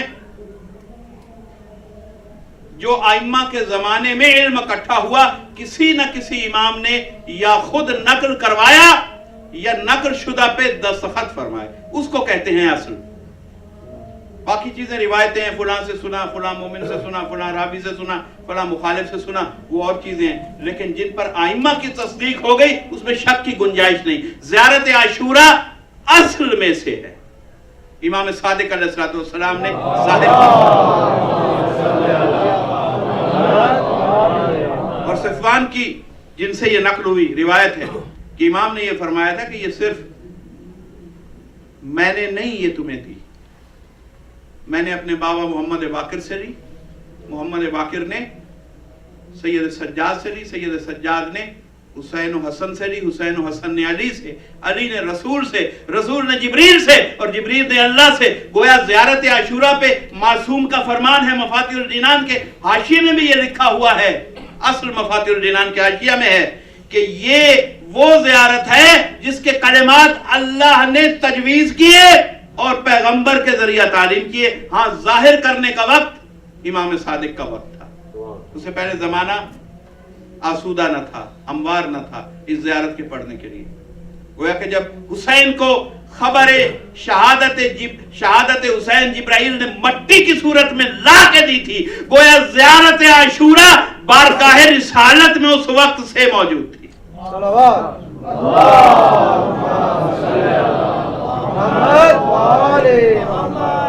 अभी मुझे 10-15 मिनट 12 मिनट तकरीर करनी है, थोड़ी सी गुफ्तगू को मैं मंजिल तक पहुंचाऊं, लेकिन एक मौका है, कुछ अनाउंसमेंट्स हैं जो बहुत अहम हैं और ये मैं कुर्बानी दे रहा हूं अपनी तकरीर की, लेकिन ये अहम अनाउंसमेंट्स हैं, इसलिए कुर्बानी इसलिए याद करवाई कि मेरा मतन, मेरा बयान फरामोश ना हो जाए, मुत्तसिल रहिए। लेकिन ये अनाउंसमेंट हैं कि आशूरा के अमाल जो हैं वो 10 बजे सुबह यहाँ पे शुरू होंगे, आमाल आशूरा, और उसके बाद मजलिस होगी। मजलिस आशूरा का वक्त है 11 बजे, आमाल का 10 बजे, तो आमाल को अहमियत दीजिए। मजलिस सोएम जो है यानी 12 मुहर्रम की मजलिस, वो कौन सा दिन होगा हुजूर? सैटरडे। उस दिन कुछ मेरा इंटरेस्ट था और कुछ बानियान अफराद की मेहरबानी के पिछले साल भी कोशिश की गई और हमने उसको अशार की सूरत में, मगर साथ मजलिस भी थी, इस दफ़ा उसको मुकम्मल मुसालिमा की शक्ल दी गई है। तो उसमें इंशाअल्लाह इस शहर में मौजूद कुछ ओवरसीज से आए हुए अजीम शोरा, कुछ दूसरे अहम शोरा मुझ नाचीज़ के अलावा भी यहाँ होंगे और उसे मुकम्मल मुसालिमा की सूरत में मजलिस सोइम को पेश किया जाएगा। इसलिए गुजारिश है कि जो अहले अदब हैं, अहले फ़िक्र हैं, जो अशार से और फ़ज़ाइल व मसाइब मोहम्मद वाले मोहम्मद से अदबी सतह पर मोहब्बत व मारिफत रखते हैं, वो ज़रूर तशरीफ़ लाएँ। और मसालिमा का एहतमाम है, वक्त यही होगा 8 PM, पूरे 8 बजे मसालिमा शुरू हो जाएगा। चूँकि कई शोरा हैं, इसी कोशिश कीजिए कि बर वक्त तशरीफ़ लाएँ ताकि तमाम शोरा बर वक्त पढ़ के फुर्सत हासिल कर सकें। और तीसरी अहम दरख्वास्त कि जो हर मजलिस में होनी चाहिए کہ اس سزا خانہ کو، اس سلسلہ کو، عزاداری کو قائم رکھنے کے لیے ہم صرف وقت سے قربانی نہ دیں، ہم اپنے مال سے بھی قربانی پیش کریں. اور جب تک، چونکہ ابھی تک حسین نے ہمارے نفوس سے ہماری جانیں نہیں مانگی، ابھی صرف مال سے قربانی دی. اور اگر ہم مال میں بھی بخل کریں گے تو ہمارا دعویٰ یا لیتنی کنت معہم فافوز فوزا عظیما، میرے مولا میں اس دن ہوتا، میں اپنی جان دے دیتا. تو جو آدمی اپنی جیب سے کچھ ڈالرز نہیں دے سکتا وہ جان کیسے دے گا؟ اس لیے ضروری ہے کہ ہم اس مسئلہ کو اہم سوچا کریں کہ یہ عزا خانے آباد رکھنے کے لیے ہم میں سے ہر حاضر کی اور غیر حاضر کی ذاتی ذمہ داری ہے کہ اس فرش عزا کو آباد رکھنے کے لیے، اسے مضبوط بنانے کے لیے مالی تعاون کریں ان اداروں سے جو یہ خدمت انجام دے رہے ہیں. صلوات اور ایک اعلان اور، میرے فاضل دوست عالم ہیں مولانا شیخ محمد فالح العطار، سال گزشتہ یہاں وہ تشریف فرما تھے. وہ سینٹرل امریکہ سے تشریف لائے تھے، سی اے سے، سینٹرل امریکہ، کیلیفورنیا. اور یس، چونکہ ہم اس ملک کے تمام ایبریویشن سے واقف نہیں ہیں، ہم نے خود بنایا کہ سینٹرل امریکہ ہو. تو تشریف لائے تھے. آپ ہمارے آسٹریلیا کے پوچھ لیجیے، ہم کہیں گے QLD تو ہو سکتا ہے، آپ پوچھے وہ کیا ہے اور وک کیا ہے، اور یہ وہ اپنے وہ مخفف ہیں. تو وہ انہوں نے یہ پرچہ اس سال پھر بھیجا کہ ہر سال وہ وہاں کے عراق کے کربلا کے یتیموں غربا کے لیے ایک فنڈ ریزنگ کرتے ہیں زیارت کی صورت میں، پروکسی زیارت. امام حسین علیہ السلام کی زیارت پہ جو صرف ہوتا ہے یہاں سے جانے کے لیے، اگر آپ خود جائیں تو کثیر سرمایہ درکار ہے. لیکن کتنی خوش قسمتی ہے ہم ایک مومن عالم پہ اعتماد کریں اور وہ یہ ذمہ لے رہے ہیں کہ آپ صرف $50 پر ہیڈ دے دیں، اور اپنے جس مرحوم کی طرف سے زیارت کروانا چاہیں وہاں جس مومن کو وہ $50 دیے جائیں گے وہ 40 کے دن اس زیارت کو آپ کی طرف سے بجا لائے گا. تو ایک بہت بڑا ثواب زیارت 40، کہ ہر امام کی ریکمنڈیشن کہ حسین کی زیارت کو ضرور جایا کرو. حتیٰ کہ امام صادق علیہ السلام نے، جنہوں نے پورے دین کو ریکمنڈیشن کے ساتھ زندہ کر کے ہم تک محفوظ کر کے پہنچایا، امام فرماتے ہیں کہ مجھے حیرت ہے کہ کوئی استطاعت رکھتا ہو اور وہ ہر ہفتے میرے جد حسین مظلوم کی زیارت کو نہ جائے. فرمایا ہر شب جمعہ میرے جد کے حرم میں گزارو تاکہ تم اپنی قربت کا اظہار اس بارگاہ میں رجسٹرڈ کر سکو. تو حضور یہ زیارت جو ہمارے مرحومین کے لیے یا اپنے کسی ایسے فرد کے لیے جو خود جانے کی ہمت نہیں رکھتا، نیابت میں پروکسی زیارت ہوگی $50. تو آپ برادر محترم جناب سید جعفر رضوی کو وہ ڈونیشنز زیارت کے لیے مرحوم کے نام کے ساتھ دے دیں تاکہ وہ محترم مولانا تک پہنچائیں گے اور پھر یہ فنڈز کربلا میں صرف کیے جائیں گے. صلوات پر محمد وعلیہ.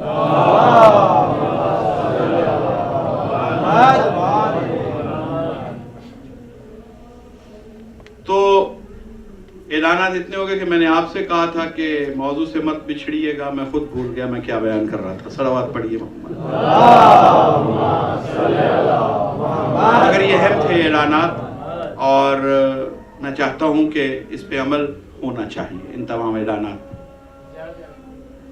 تو زیارت عاشورہ کا میں عرض کر رہا تھا کہ معصومین نے یہ جتنی زیارتیں ہیں، حدیث قصہ ہے، یہ سب اصل ہیں. تو بعد میں یہ کر رہا تھا جس کے ذیل میں یہ بات آئی کہ زیارت عاشورہ کو کبھی ترک مت کیجیے.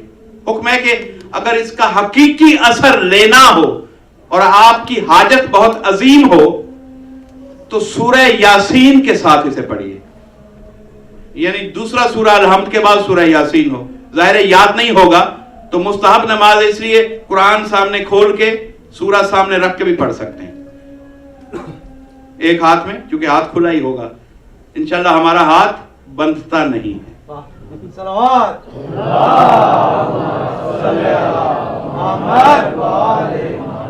سورہ رحمان کا بھی ذکر ہے تو سورہ یاسین سے پڑھیں تو بڑی سے بڑی مشکل، کیونکہ یہ حدیث قدسی کا مقام رکھتی ہے. جو حدیث बयान मासूम से हो लेकिन बारगाह कुद्स से लफ्ज बलफ्ज बन के आई हो, उसे आयत के मेयार पे रख के हदीस कुदसी कहा जाता। तो ज़ियारत आशूरा यके अज हदीस कुदसी, इसी बहुत अजमत है ज़ियारत आशूरा की। कब्र में बहुत बड़ी मुनिस मददगार है ज़ियारत आशूरा।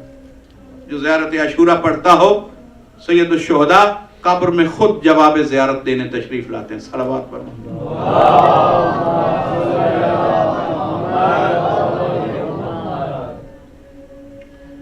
तो मौला की मंजिल ऐसी है कि जिसने अक्ल से नहीं सोचा वो पटड़ी से उतर गया, या नुसैरी हो बैठा या मुनकरे फजाइल हो गया। कहने लगे कि नहीं, आप कहते हैं कि मौला अली से मदद मांगिए, उनके ये फजाइल वो फजाइल, देखिए वो तो दुआओं में गिड़गिड़ा रहे हैं, वो तो सजदों में कह रहे हैं या अल्लाह मैं तेरा एक कमजोर बंदा हूं, वो तो कह रहे हैं मैं तेरा गुलाम हूं, सजदे में फरमा रहे हैं या अल्लाह मैं तेरा अब्द हूं, मैं तेरा एक बेबस बंदा हूं। इमाम अली फरमा रहे हैं दुआओं में, मासूमीन की सब दुआओं में ऐसे लफ्ज मिलेंगे। तो जिन्हें फजाइल से इनकार होता है, या तो कुछ लोग नुसैरी वो भी बर्बाद, और जो मुनकिर हो गए फजाइल से वो भी बर्बाद, क्योंकि समझ नहीं पाए, अक्ल से देखा ही नहीं, सोचा ही नहीं कि एतदाल कहां पे है। उन्होंने कहा जी उसकी मिसाल स्पोर्ट में देखें, मासूम तो ये कह रहे हैं हम तो कमजोर बंदे हैं और आप उनसे मदद मांग रहे हैं, उनसे इस्तगासा कर रहे हैं। तो बात ये हुजूर, मैं इसके लिए एक मिसाल दूंगा, बहुत सी इस पे इल्मी बहसें की जा सकती हैं, लेकिन मैं आसानी के लिए इस मुख्तसर वक्त में एक बात कह के आगे बढ़ूंगा। देखिए मुझे ये बताइए, मौला अब्बास से या दूसरी कुछ मिसालों से कुछ सीख लीजिए। मौला अब्बास अपने आप को क्या कहते थे हुसैन के लिए? कि मैं हुसैन का गुलाम हूं। सारी जिंदगी खुद को गुलाम कहा। तो अब जितने मोमिन हैं, क्या आप भी ये कहेंगे कि मौला अब्बास जो हैं वो तो गुलाम थे? यानी आप अकीदा क्या रखेंगे मौला अब्बास पे? हम कहेंगे हाँ या मौला या गुलाम, तो क्या सब कहेंगे अस्तगफिरुल्लाह क्या कर रहे हो, वो मौला हैं। हम कहेंगे कि नहीं उन्होंने तो खुद कहा, आप कहेंगे भाई वो उन्होंने अपने नफ्स को जब हुसैन की बारगाह में पेश किया तो सिर्फ वो कह सकते थे, आप और हम नहीं कह सकते। बस वहीं से सीख लीजिए। अगर मौला अली ने अपने आप को एक बंदा नाचीज कहा तो अली का अपने माबूद से रिश्ता है। वो मेरे मौला ने अपने नफ्स का इजहार अपने माबूद से किया। आपके लिए ये जुमला नहीं छोड़ा कि आप भी मौला को अपने नाचीज समझना शुरू कर दें। जनाब मूसा कोई दूर पे गए, क्या कहा? मैं तेरा बंदा जलील हूं। तो आप अब क्या कहेंगे उसके बाद जनाब मूसा के ये जुमले सुन के कि हजरत अब्द जलील नौज़-बिल्लाह? नहीं, सब कहेंगे कि नहीं वो अल्लाह के नबी, आप नहीं कह सकते, ये उन्होंने अपने मालिक से कहा। तो इसलिए अक्ल उसके पास है कि जो अली ने जो अल्लाह से सजदे में कहा वो कहना न शुरू करे। वो अली का, बंदे का और माबूद का बाहमी जाती ताल्लुक है। अली को वो कहिए जो उन्होंने शूरा में कहा, जनाब मूसा को वो कहिए जो उन्होंने फिरौन के दरबार में कहा। अल्लाह से जाकर कहा मैं तेरा अब्द जलील हूं, फिरौन के सामने कहा नहीं मैं साहिब एजाज हूं, मैं अल्लाह का कलीम हूं, मैं साहिब यद बैजा हूं, मैं साहिब असाए मोजज़ा हूं, मैं अल्लाह की हुज्जत हूं। अमीरुल मोमिनीन ने भी शूरा में आके कहा कि तुम क्या समझते हो, मैं साहिब शब हिजरत हूं, मैं वसी रसूल हूं, मैं मालिक आयत विलायत हूं, मैं यासूबुद्दीन हूं, मैं कुल्ले ईमान हूं, मैं फातिह बदरो हुनैन हूं, मैं मौला हूं उसी निस्बत से जिस निस्बत से अल्लाह मौला है, फिर रसूल मौला है, और रसूल कह रहे मन कुन तो मौला हो फालियुल मौला।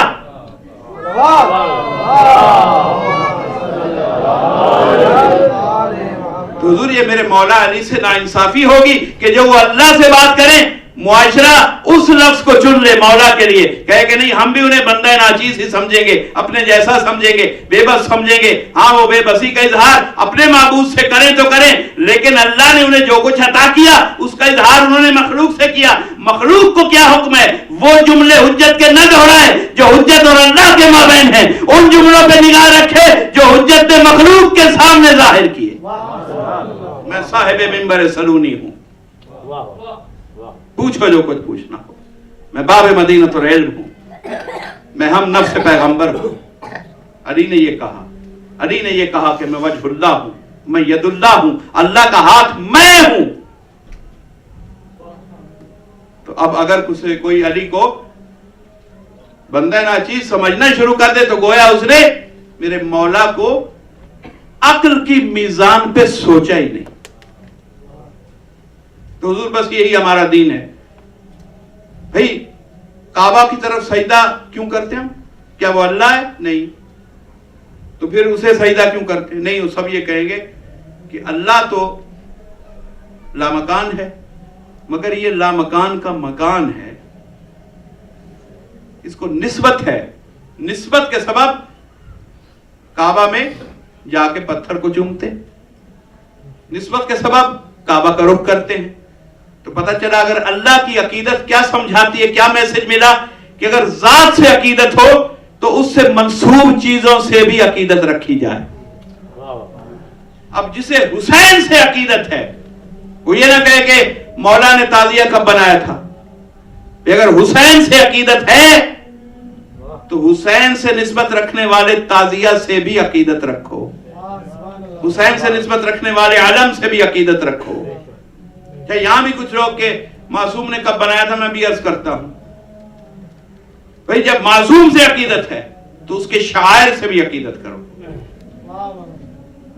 یہ مسجد میں جو منبر ہے کتنا مقدس ہے. لازمی نہیں کہ ہر کام معصوم اپنے ہاتھ سے کرے. اگر معصوم کی محبت میں کوئی کام ہو جائے اور معصوم اپروو کرے اور اس پہ آ کے کسی کو نہ روکا ہو تو وہ کام بھی جائز ہوتا ہے. مسجد کا منبر رسول اللہ ساری زندگی مسجد میں کھڑے ہو کے خطبہ دیتے تھے. آخری برس میں ایک بڑھائی تھا مدینے کا، اس نے محسوس کیا رسول تھک جاتے ہیں، محبت میں ایک منبر بنا کے لے آیا. رسول نے قبول کیا اور باقی خطبے منبر پہ دیے.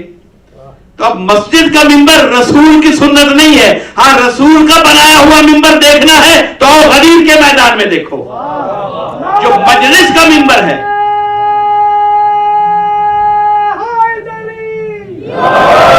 مجلس کا منبر رسول کا بنایا ہوا ہے. تو اگر رسول کے بنائے ہوئے کو دیکھنا ہے تو لائق عقیدت رسول کا بنایا ہوا وہ منبر ہے جس پہ علی کے فضائل ہوں، جس پہ حسین کے مسائل ہوں. ہاں مسجد کا منبر وہ بھی متبرک ہو گیا مگر بنایا نہیں رسول نے. مگر چونکہ رسول کی محبت میں بنا تھا اس لیے ہمارے لیے لائق سلام ہو گیا.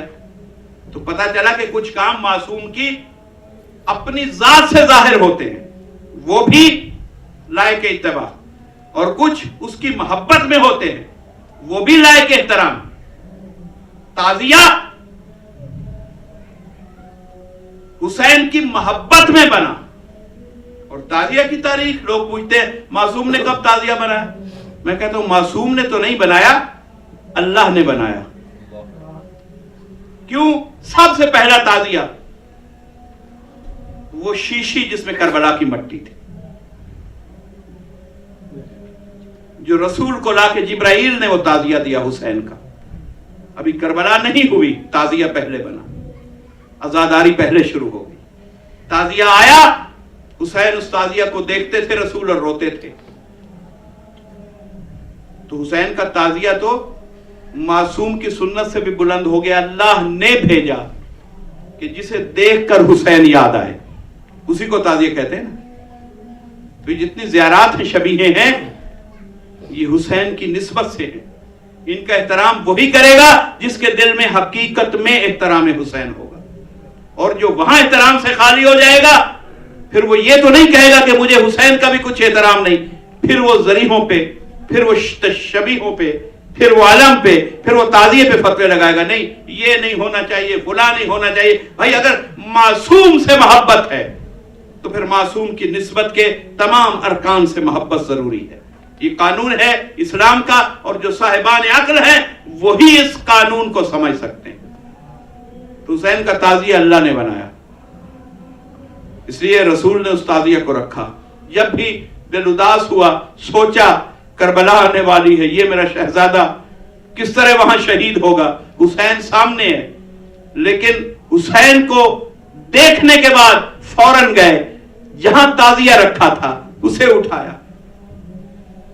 یعنی حسین کے ہوتے ہوئے بھی حسین کا تعزیہ رسول سامنے رکھ کے حسین کے لیے روتا ہے۔ تو رسول نے سنت بنا دی کہ حسین کے تعزیے کو میری سنت سمجھنا، بنایا اللہ نے، اس کو محور عزا بنایا رسول نے۔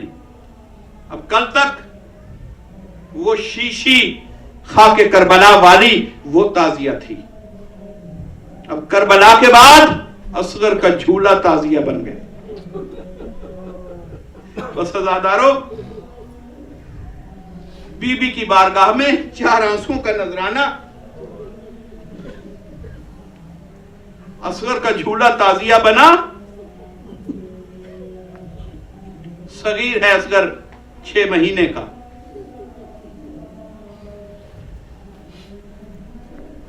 اور عزاداروں کتابوں میں لکھا ہے تمدن عرب کے حوالہ سے کہ عرب اتنے نفیس لوگ تھے اور اتنا مشخص ڈسٹنکشن کے ساتھ کام کرتے تھے کہ جب شکار کے آلات بناتے تھے تو اتنا فرق ہوتا تھا کہ بڑے جانور کے لیے شکار کرنے کے لیے بڑا تیر بناتے تھے، چھوٹے جانور کے لیے اس سے چھوٹا، اور کوئی پرندہ ہوتا تھا تو اس کی گردن کے مطابق چھوٹا سا تیر بناتے تھے۔ عزادارو ہم کیوں نہ روئیں کہ اصغر کے لیے جس تیر کا انتخاب کیا گیا وہ تیر تیر سے شعبہ تھا، اور جب ماں نے دیکھا تھا نا کٹا ہوا گلا 6 مہینے کے اصغر کا، تو جناب رباب کے لبوں سے جو جملہ نکلا تھا مرثیے کا، اس میں ایک جملہ یہ تھا کہ ہائے میرے بیٹے کو ایسے تیر سے مارا گیا جو اونٹوں کو نہر کرنے کے لیے استعمال ہوتا ہے۔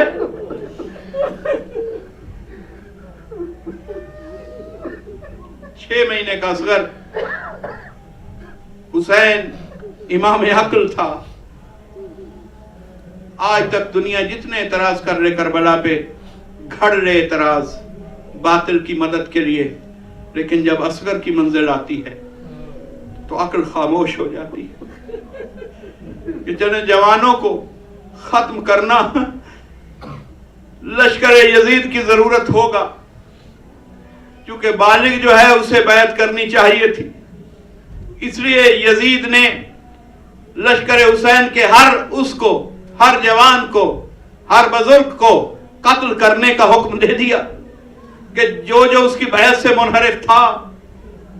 لیکن حضور جب اصغر کی منزل آتی ہے تو نہ یزید جواب دے سکتا ہے نہ یزیدیت، کہ کیا سبب ہے؟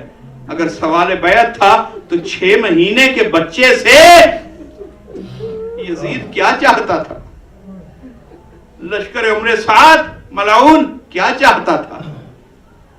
عزادارو، یہ 3 دن سے پیاسا ہے یہ خاندان، اور میرے مولا حسین نے جن موقعوں پہ شیعوں کو یاد کیا نا، ان میں ایک موقع یہ ہے کہ میرے مولا فرماتے ہیں میرے شیعوں کاش تم کربلا میں ہوتے، کتنے خوش قسمت ہیں حسین کے شیعہ۔ حسین نے عاشور کے دن شیعوں کو کئی بار یاد کیا، اور ایک ہی منظر تھی جب اصغر کو لے کے آئے اور سوال آپ کیا، کہا شیعوں کاش تم کربلا میں ہوتے اور اپنے امام کو دیکھتے کہ وہ 6 مہینے کے بچے کے لیے قوم اشقیاء سے کیسے سوال آپ کر رہا ہے۔ اصغر کی مظلومیت پہ حسین کو اپنے شیعہ یاد آئے۔ بس عزاداران حسین، تیسرا استغاثہ امام نے بلند کیا، खेमे से कोहराम की आवाज आई। हुसैन ने मैदान को छोड़ा, खेमागाह की तरफ चले। देखा बीवियों में कोहराम है। कहा क्या हुआ? कहा मौला, जब से आपने इस्तगासा बुलंद किया है, ये 6 महीने का शहजादा झूले में आराम नहीं कर रहा। झूले में रखते हैं उलट के, खाके करबला पे आता है। मेरे मौला ने कहा ये मेरा मुजाहिद है, ये मेरा आखिरी मुजाहिद है, लेकिन मैं इसे कैसे ले जाऊं? जनाब रुबाब ने कहा ये प्यासा है, 6 महीने का हो सकता है, कौम अशकिया असगर के लिए थोड़ा सा पानी दे दे। ये आपका सिपाही है, मैं इसे आपके हवाले करती हूं।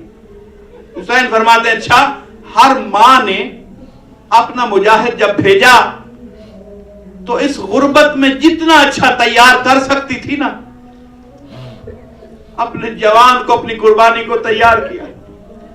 कुर्बानी का दस्तूर भी है आजादारों कि कुर्बानी को मोहब्बत से सजा के भेजा जाए।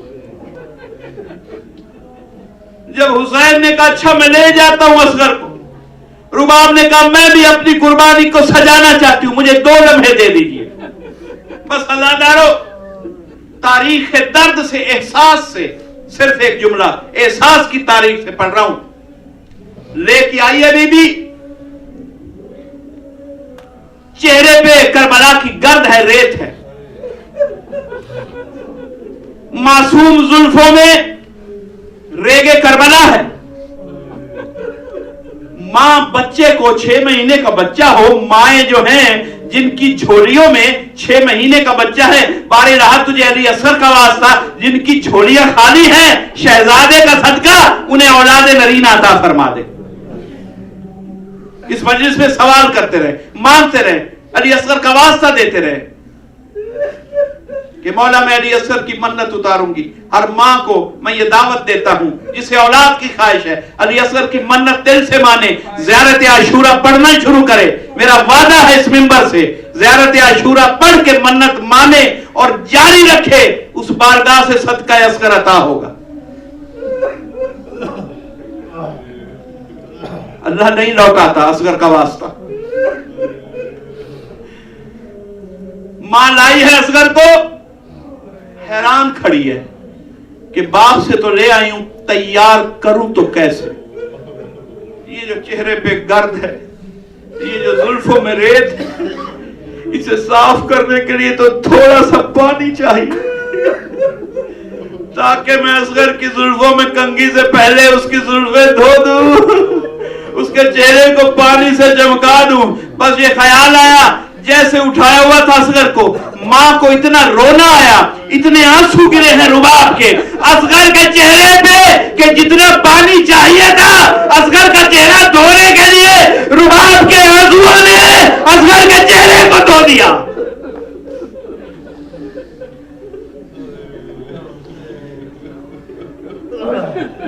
पर उसे साफ किया, तैयार करके, कंघा करके, लिबास पहना के, शहजादे को मुजाहिद बना के ले आई। रुबाब ले आई, हुसैन मेरा मुजाहिद हाजिर है, पहले सवाल आप कर लेना। हुसैन लेके चले, ढांप के चले।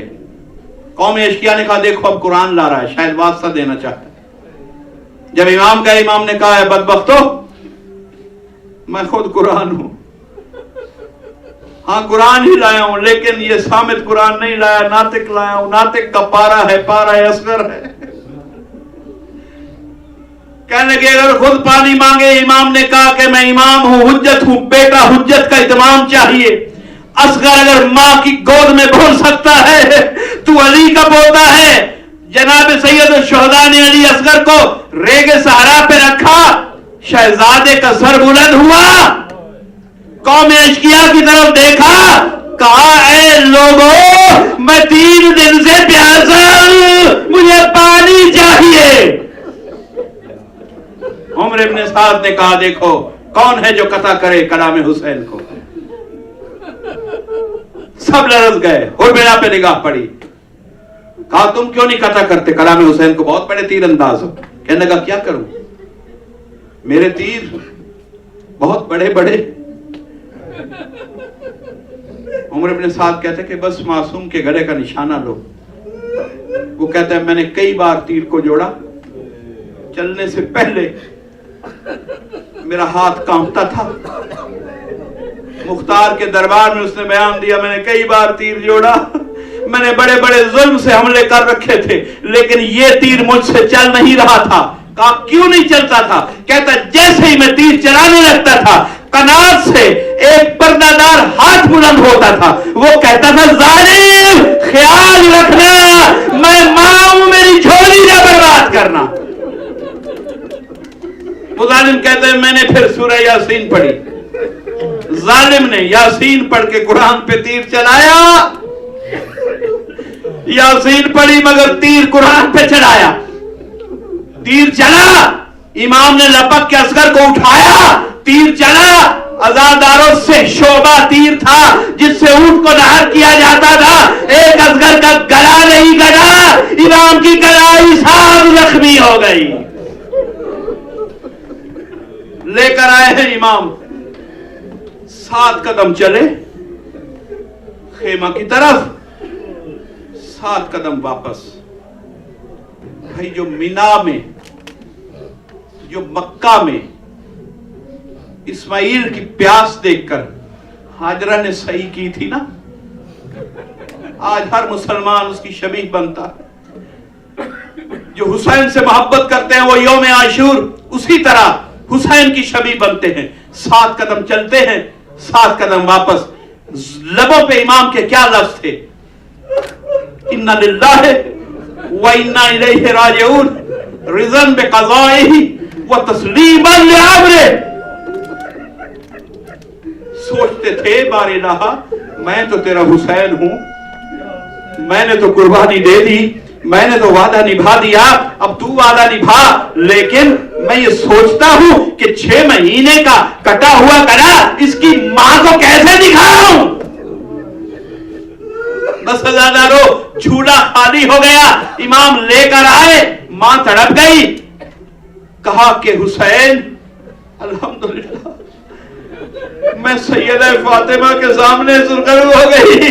लैला सुरखरू थी 18 साल का देकर, उम्मे फरमा सुरखरू थी 13 बरस का कासिम देकर, जनाब उम्मुल बनीन सुरखरू थी अपने सारे बेटे देकर। मैं रुबाब अभी तक शर्मिंदा थी, अल्हम्दुलिल्लाह मेरा बेटा तेरा आखिरी मुजाहिद अल्लाह के दीन पे कुर्बान हो गया। मैं फातिमा के सामने सुरखरू हो गई। बस हजादारों, अजीब कैफियत है। रुबाब सारी जिंदगी थोड़े दिन जी है वो करबला के बाद, धूप से नहीं उठी। और एक अजीब दर्द का एक जुमला है, जब खेमे जले, उन जलते हुए खेमों में असगर का झूला भी था। अल्लाह जाने इस जलती हुई आग में हर बीबी को, हर बच्चे को सिर्फ अपने अपने वजूद को बचाने का ख्याल था।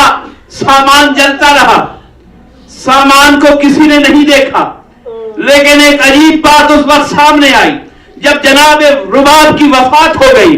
जब जनाब रुबाब की वफात हुई, जब गुस्ल हो रहा था, जनाब ज़ैनब आलिया ने एक बुलंद आह बुलंद की। पूछा गया कि आप रुबाब को गुस्ल दे रही हैं, ऐ फिजा, ऐ जनाब ज़ैनब, कौन सी बात है जिसने आपको उसी तरह रुला दिया जिस तरह मौला अली को फातिमा के गुस्ल ने रुलाया था। ज़ैनब तड़प के कहती है हमने देखा सारी जिंदगी रुबाब अपने पल्लू में कुछ बांध के छुपाए हुए फिरा करती थी, तन्हाइयों में उस पल्लू को खोलती थी, रोती रहती थी। जब हम आती थी छुपा लेती थी। आज हमने पल्लू को खोला, उसमें हमने देखा असगर के झूले की लकड़ी के जले हुए टुकड़े।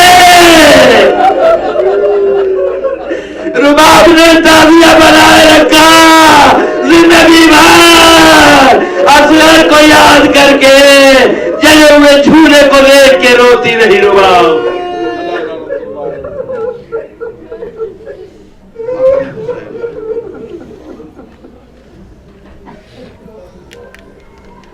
آج کی شب چونکہ اعمال کی شب ہے اس لیے، اور ساری رات مجلس وضع کی شب ہے، اس سے اگر مجلس طویل ہوئی تو اس میں یہ قباحت محسوس نہیں ہونی چاہیے کہ آج ایک مجلس دوسری مجلس مسلسل ہمیں صرف مجلس میں رہنا ہے۔ اور خیال رکھیے ان اعمال کا بھی کہ جو اس شب میں ریکمینڈڈ ہیں، 4 رکعت نماز ریکمینڈڈ ہے، ہر رکعت میں الحمد کے بعد 50 بار سورہ قل هو اللہ۔ اس میں وعدہ ہے، حجت کا وعدہ ہے کہ جو یہ نماز پڑھے گا شب عاشور 50 سال گزشتہ اور 50 آنے والے سالوں کے گناہ اس مومن کے معاف۔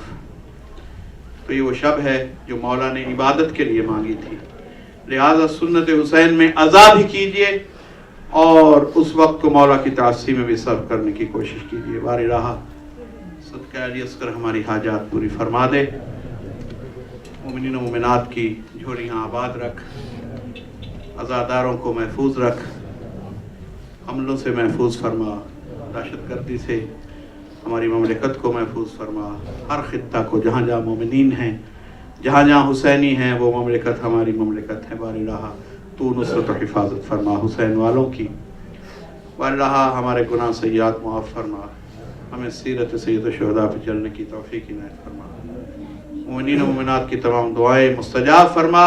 اس شب عاشور کو ہماری زندگی میں مسلسل رکھ، اس وقت تک موت نہ دے جب تک تو راضی نہ ہو، جب تک سیدہ راضی نہ ہو جائے، ہم صف ماتم سے رخصت ہو کے ودا نہ ہو۔ بار رہا یہ صف ماتم ہمیں نصیب رکھ، دنیا میں بھی ذکر حسین اور مجلس حسین میں ہمیں حاضر رکھ، اور برزخ میں بھی ہمیں مجلس حسین کے حاضرین میں شمار رکھنا۔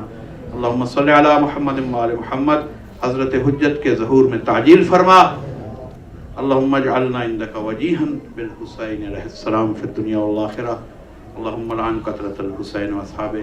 یوم عاشور مصافحہ مت کیجئے، کل ان للہ و انا الیہ راجعون پڑھیے، یعظم اللہ اجورنا بمصابنا بالحسین علیہ السلام، یہ پڑھیے۔ کچھ بھی ہو، عزاداری کا رنگ اپنانا ہے۔ جیسے گھر میں کوئی میت ہو جائے تو سلام و دعا بھول جاتے ہیں۔ کل رسول کا گھرانہ اجڑ گیا، کل حسین 72 جنازے اٹھاتا رہا اور کسی نے حسین سے نہیں پوچھا حسین کیا ہوا۔ اس لیے ہم پہ واجب ہے کہ ہم یہ کہہ رہے مولا ہم اگر ہوتے تو آپ اتنے تنہا نہ ہوتے۔ ہم اپنی صورتحال وہ رکھیں کہ کل مسکرائے نہ، ہنسے نہ، اس طرح سے اپنے اوپر مصیبت کو اوڑھیں۔ اگر معصومین کی ارواح ہمیں دیکھیں تو دیکھتے ہی ملائکہ اور معصومین اعتراف کریں کہ ہمارے اہل عزا ہیں، اور غم حسین کے صدقے وہ ضامن ہو جائیں کہ زندگی بھر سوائے غم حسین ان آنکھوں کو کوئی اور غم نصیب نہ ہو۔ اللہم صلی علی محمد۔